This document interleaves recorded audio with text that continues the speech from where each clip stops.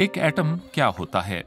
हमारे इर्द गिर्द हर वो चीज जिसे हम देख सकते हैं, महसूस कर सकते हैं, सूंघ सकते हैं या जिसे हम चख सकते हैं, एटमों से मिलकर बनी है। और यकीनन हम भी। तमाम मादे एटमों से मिलकर बनते हैं।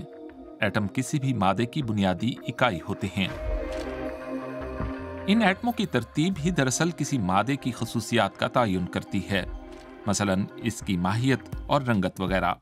एटमों के बारे में हमारी अब तक की मालूमात की बुनियाद मारूफ माहिर तिबियात नील्स बोहर का तैयार करदा मॉडल है।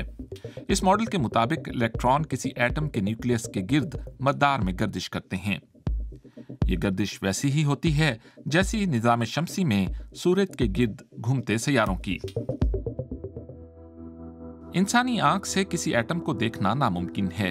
एक इंसानी बाल का कतर कार्बन के एक एटम की निस्बत 5 लाख गुना ज्यादा होता है। एटम के मरकज में एक न्यूक्लियस होता है जिसमें न्यूट्रॉन और प्रोटॉन होते हैं। न्यूट्रॉन पर कोई चार्ज नहीं होता, जबकि प्रोटॉन पर मस्बत चार्ज होता है। न्यूक्लियस के गिर्द मदार में गर्दिश करते इलेक्ट्रॉन्स पर मनफी चार्ज होता है।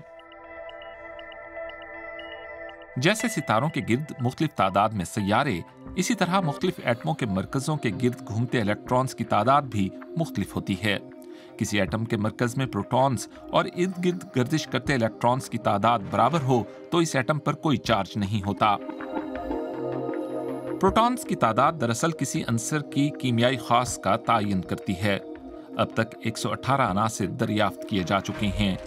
इन अनासिर और उनकी खसूसियात को केमिस्ट्री में एक चार्ट की सूरत में पेश किया जाता है, जो अनासिर या एलिमेंट्स का पीरियोडिक टेबल कहलाता है।